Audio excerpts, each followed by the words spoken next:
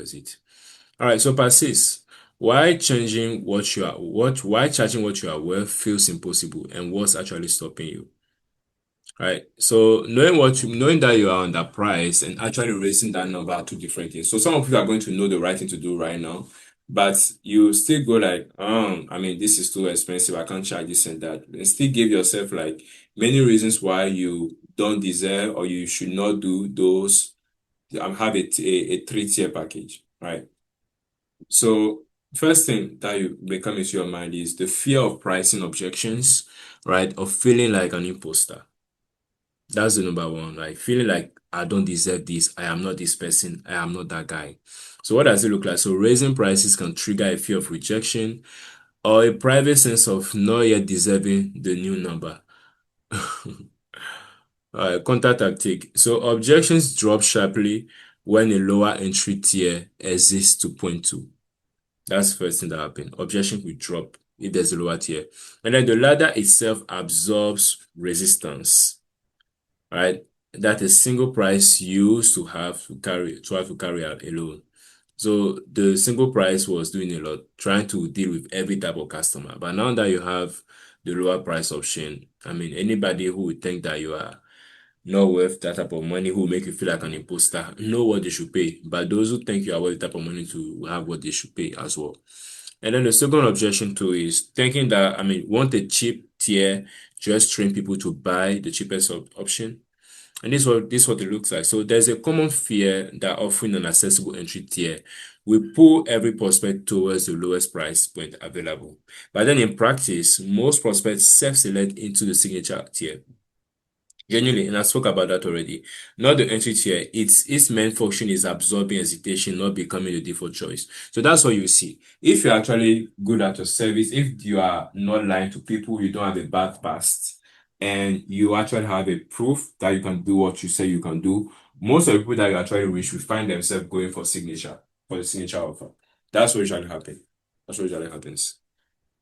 All right. So the what if, right? And these are honest exceptions. Somebody can go like, okay, what if my market genuinely can't support a higher price? So that's worth testing directly against your own demonstrated depth, not assume from a competitor's number. So the ladder lets you test upward without abandoning existing client. So maybe you've seen that in your market, people who have never really charged that type of price, and those who ever charge it, they ended up coming back and changing it. And it may be like, okay, maybe my market is not, it doesn't want at all higher prices, right? But what you want to do is that you actually want to, I mean, try it on your own pricing, on your own experience, and not really just wait for. Maybe it didn't work for them. That's what I'm trying. Maybe it didn't work for them, but for you, it's going to work. It's going to be a way better experience. And then the what if I raise my price and lose current clients? Genuine objection, genuine concern. So a price change typically applies to new engagements going forward. It's not those who are in your already existing clients don't have to take the new prices now. Maybe their packages should end and then you give them some time and then you move them to the new pricing. But it doesn't have to be immediate. And then what if my entry tier ends up thin and unconvincing? So scope it as genuinely complete offer at that level, not a hollow or out teaser, a weak entry tier damages trust in the whole ladder. Very unfortunate.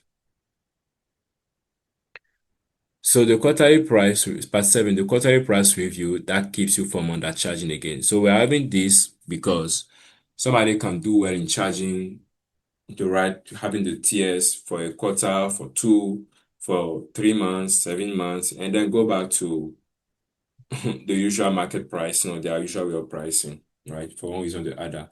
But then there could be an activity that will be included in your schedule every quarter to change that. So review pricing once a quarter.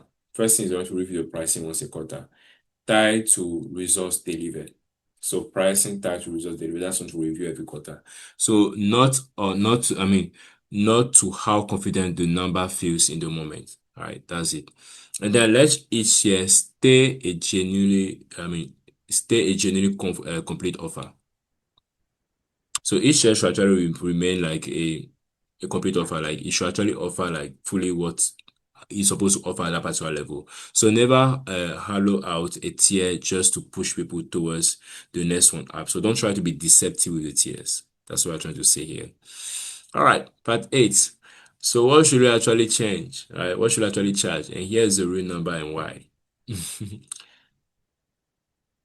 So you stop asking what the market will bear and start asking what your actual depth.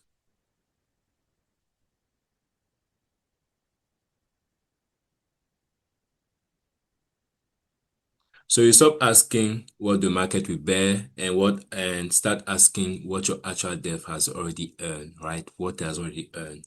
So anchoring to demonstrated dev, right, and replacing one flat number with a ladder is what actually resolve the freeze.